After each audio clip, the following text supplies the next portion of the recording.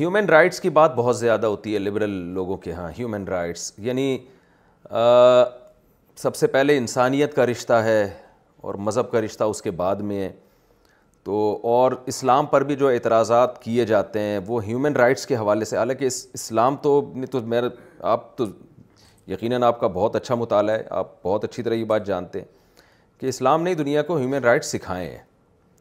تو human rights کے حوالے سے کیا اعتراضات کیے جاتے ہیں اسلام پہ عام طور پر، اور آپ ان کا دفاع کیسے کرتے ہیں، اور اس میں کیا ان لوگوں نے پروپیگنڈا کیا ہے؟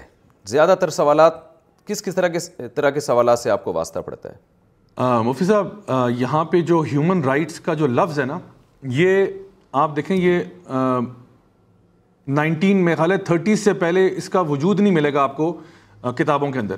یہ 1930s کے بعد یہ لفظ آئے ہیومن رائٹس.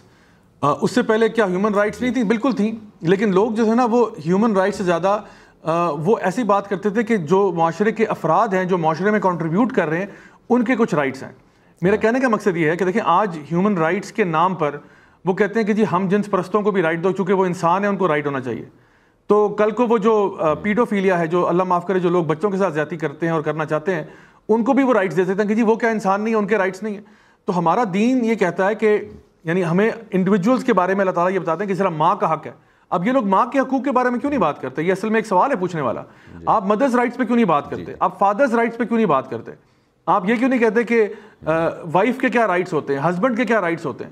آپ یہ چاہتے ہو کہ جو بھی معاشرے کا انسان ہے، چاہے وہ اچھا ہے، برا ہے، اللہ کا نافرمان ہے، کچھ بھی ہے، اس کو بس کچھ نہ کہا کرے. تو جب ہم یہ بات کرتے ہیں اسلام میں کہ جی اسلام ایک بہت جامع اور مکمل دین ہے، تو جب اسلام یہ کہتا ہے کہ جی چور کا ہاتھ کاٹا جائے گا، یا اگر ایک بندے نے قتل کیا تو اس کو قتل کیا جائے گا، تو پھر یہ ہیومن رائٹس کا جھنڈا لے کے آ جاتے ہیں کہ نہیں اس کو کرنا غلط ہوگا. تو وہ کہتے ہیں کہ ہر انسان کو، چاہے وہ جتنا بھی بڑا گناہ گار ہے وہ بھی ہے، اس کو ایز اے ہیومن ٹریٹ کیا جائے اور اس کے اوپر کچھ چیزیں ہم لوگ اس کے اوپر نافذ کریں اور اس کو اس کے رائٹس ہم لوگ دیں. تو اس میں ان کا جو سب سے بڑا مسئلہ ہے وہ یہ ہے کہ یہ بات نہیں دیکھتے کہ جب ہمارا دین اور ہماری شریعت جو ہے وہ پورے معاشرے کی بہتری کی بات کرتی ہے. ان کا جو مذہب ہے، ان کا جو دین ہے، ان کا جو لبرل تھاٹ ہے، یہ بیسڈ ہے انڈیویجولزم کے اوپر. انڈیویجولزم کہتے ہیں کہ جہاں پہ فرد کو آزادی حاصل ہوتی ہے. یعنی مثال کے طور پہ ایک شخص ہے، وہ کہتا ہے جی میں انسان ہوں، میرا ہیومن رائٹ ہے کہ میں جو چاہے کرنا چاہوں میں کروں. تو ان کے ہاں جو ایتھکس ہے یا جو ان کا اخلاقیات کا تقاضا ہے، اس کو وہ بیس کرتے ہیں جس کو یہ کہتے ہیں ہارم پرنسپل. ہارم پرنسپل یہ ہے کہ کوئی انسان بھی اپنی خوشی کے لیے کچھ بھی کر سکتا ہے، بس شرط یہ کہ وہ کسی سے اس کو نقصان نہ ہو. تو اب مثال کے طور پہ اگر ایک مرد اور عورت راضی ہو جاتے ہیں اور وہ آپس میں رشتہ قائم کرنا چاہتے ہیں بغیر نکاح کے، تو کہتے ہیں اس میں کیا مسئلہ ہے، یہ تو ان کا ہیومن رائٹ ہے کہ وہ آپس میں جو مرضی کریں، کیونکہ دونوں کا آپس میں کنسنٹ ہے، دونوں کا آپس میں اگریمنٹ ہو گیا ہے، دونوں کا آپس میں معاہدہ ہو گیا. تو معاہدہ ہو گیا تو کچھ بھی چلے گا. یعنی میں کسی کے ایک بندہ سود دے رہا ہے، ایک سود لے رہا ہے، بھائی ہیومن رائٹ ہے، وہ سود دے رہا ہے، آپ لے رہے ہو، آپ نے آپس میں کسی کو نقصان تو نہیں ہو رہا. آپ اللہ معاف کرے ہم جنس پرستی ہے، دو مرد آپس میں راضی ہو جاتے ہیں، آپ کہتے ہیں بالکل ٹھیک ہے، کوئی مسئلہ نہیں، دونوں راضی ہیں، کنسنٹ ہے، کوئی ایشو نہیں ہے اس میں. اچھا ایک انسان جو ہے وہ خنزیر کا گوشت کھا رہا ہے، وہ کسی کو نقصان نہیں پہنچا رہا، تو کھائے، ہیومن رائٹ ہے. آپ شراب پینا چاہتے ہیں، بھائی ہیومن رائٹ ہے، میں ایک شراب پی رہا ہے، ایک پلا رہا ہے. تو یہ جو ڈبہ انہوں نے کھول دیا نا، یہ ان کو اس کے لانگ ٹرم ایفیکٹس نظر نہیں آ رہے. وہ یہ دیکھ رہے ہیں کہ عارضی طور پہ تو کوئی مسئلہ نظر نہیں آ رہا، لیکن ہمارا دین جو ہے وہ ہر مسئلے کو اس کی جڑ سے ختم کرتا ہے. جب اللہ تعالیٰ قرآن مجید میں ارشاد فرماتے ہیں کہ لا تقربوا الزنا، زنا کرنا تو بہت دور کی بات ہے، آپ نے قریب بھی نہیں جانا. اب ان کے اپنے معاشرے کے اندر اب آپ دیکھیں لانگ ٹرم ایفیکٹس کیا ہیں. وہاں پہ یعنی ہماری شریعت جو ہے وہ نسب کی بات کرتی ہے، نسب نام کی چیز وہاں نہیں رہ گئی. آپ کو پتہ ہے اس وقت امریکہ کے اندر 50% سے زیادہ بچے جو پیدا ہو رہے ہیں وہ شادی اور نکاح کے بغیر پیدا ہو رہے ہیں. یعنی ایک زمانے میں یہ گالی ہوتی تھی، لیکن آج یہ گالی نہیں ہے. آج جو یعنی باقاعدہ طور پر نکاح کے اندر پیدا ہو رہا ہے وہ شاید عجیب چیز ہو گیا.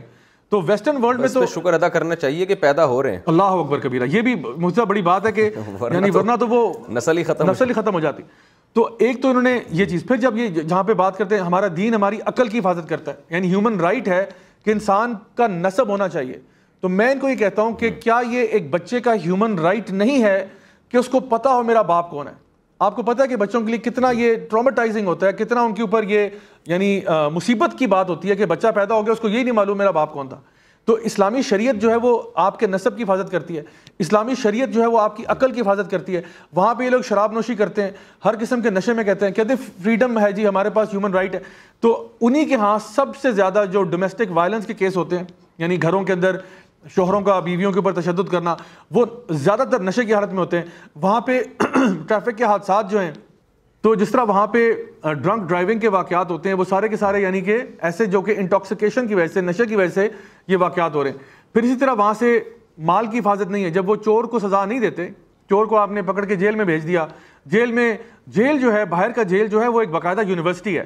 ایک بندہ جس نے چوری کے یعنی گناہ میں گیا تھا, وہ اندر جا کے باقی چوروں کے ساتھ جب بیٹھتا ہے نا, تو وہ پھر اس کی یونیورسٹی کی تعلیم حاصل کرتا ہے. اب وہ وہاں سے 7 سال نکال کے آ رہا ہے, تو وہ تو سمجھیں کہ ایک پورا ایک درس و تدریس کا معاملہ لے کے آ رہا ہے. اب جس لیول کا وہ چور بنے گا وہ آپ کی سوچ ہے.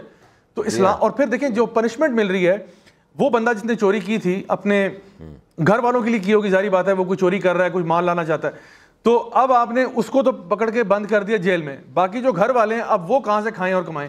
تو آپ نے اصل میں پنشمنٹ اس بندے کو نہیں, اس کی فیملی کو پنشمنٹ دیا آپ نے. تو یہ ان کا سسٹم جو ہے یہ اصل میں مال کی حفاظت بھی نہیں کرتا, کیونکہ چور جب باہر نکلتا ہے وہ دوبارہ چوری کرتا ہے. یہ اس کے بارے میں بھی اعداد و شمار موجود ہیں.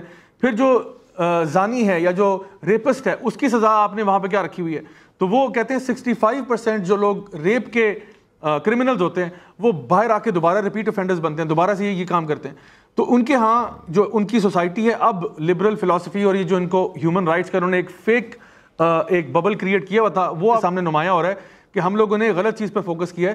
جس طرح ہمارا دین جو ہے وہ ہر فرد کے مختلف حقوق بیان کرتا ہے, اور رائٹ سے زیادہ رسپانسبلٹیز کی بات کرتا ہے, کہ آپ نے اگر آپ ایک مرد ہو, اور رجال قوامون, یہ لفظ بڑا خاندانی استعمال کیا کہ رائٹ سے زیادہ رسپانسبلٹیز کی بات کرتا ہے. یہ بہت خاندانی لفظ استعمال کیا, یہ سیکھنے کا ہے. حقوق سے زیادہ ذمہ داریوں کی بات کرتا ہے. بے شک کہ دیکھیں ہمیں یہ بات ہمارے دین ہمیں بتاتا ہے کہ آپ ٹھیک ہے, آپ کو رائٹس ملنے چاہیے, یقیناً ملنے چاہیے, لیکن زندگی کا تقاضا یہ ہے کہ آپ کو آپ کے رائٹس نہیں ملیں گے, آپ کو آزمایا جائے گا. اللہ تعالیٰ نے الذی خلق الموت والحیات لیبلوکم ایکم احسن عملا, آپ کو آزمایا جائے گا. تو یہ نہیں کہ انسان کہے کہ جی مجھے دنیا میرے لیے جنت الفردوس ہے, ہر قسم کے حقوق مجھے مل رہے ہیں, میری بیوی بھی مجھ سے بہت اچھی ہے, میرے بچے بھی بالکل ادب اور احترام سے, میرا باس بھی جو ہے وہ جی کر کے بات کرتا ہے, اور سوسائٹی میں بھی مجھے سارے حقوق. ایسا نہیں ہوگا, کہیں نہ کہیں کمیاں کوتاہیاں ہوں گی. آپ یہ کوشش کریں کہ آپ کیا رسپانسبلٹیز پوری کر رہے ہیں یا نہیں کر رہے, کیونکہ آپ سے تو آپ ہی کا سوال ہونا ہے.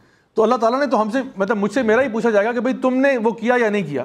تو ہمارا دین جو ہے وہ کہتا ہے کہ شوہر کی رسپانسبلٹیز یہ ہیں, بیوی کی رسپانسبلٹیز یہ ہیں, ماں کا کام یہ ہے, بچوں کا کام یہ ہے کہ ماں باپ کے آگے اف نہیں کرنا.